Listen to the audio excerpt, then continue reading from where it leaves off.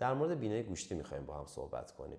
چند تا سوال در این مورد وجود داره، از قبیل اینکه بینی من گوشتی عمل کنم خوب میشه یا نه، بینی گوشتی عمل کردنش برگشت داره آیا، و اینکه کبودیش به چه صورته.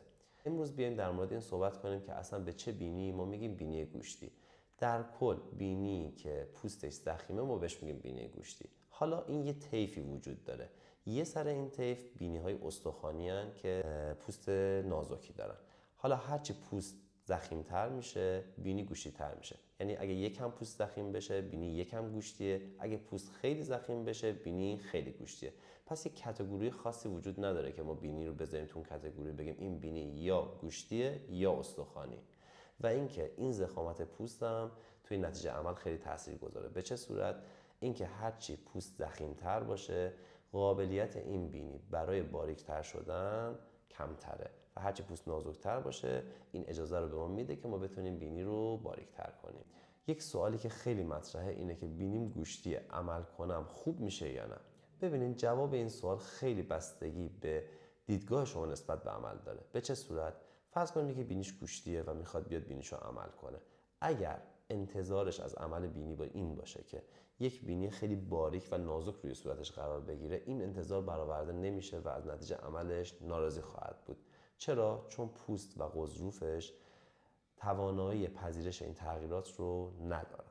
حالا در طرف مقابل اگر اصل بر این باشه که ما یه بینی رو میخوایم عمل کنیم ایراداتش برطرف بشه، نسبت به اون چیزی که قبل از عمل روی صورت بیمار هست بینی باریک‌تر بشه، افتادگیش خوزش برطرف بشه، مسلماً این فرد از نتیجه عملش راضی خواهد بود و خوشحال.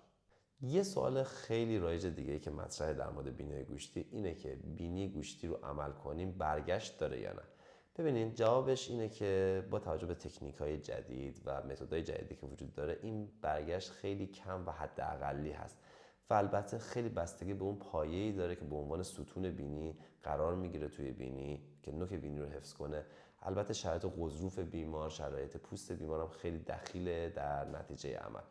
یه چیز دیگه هم که خیلی من میشنوم اینه که بینی‌های استخوانی وقتی عمل میشن کبودیشون بیشتره نسبت به بینی‌های گوشتی. اصلا اینجوری نیست. اصلا علت کبود شدن زیر چشم در عمل بینی اینه که ما استخوان‌های این ناحیه رو، قسمت استخوانی بینی رو ما جمع می‌کنیم. خب این کار هم تو بینی‌های گوشتی انجام میشه هم تو بینی‌های استخوانی. بنابراین از این نظر فرقی نخواهند داشت با هم.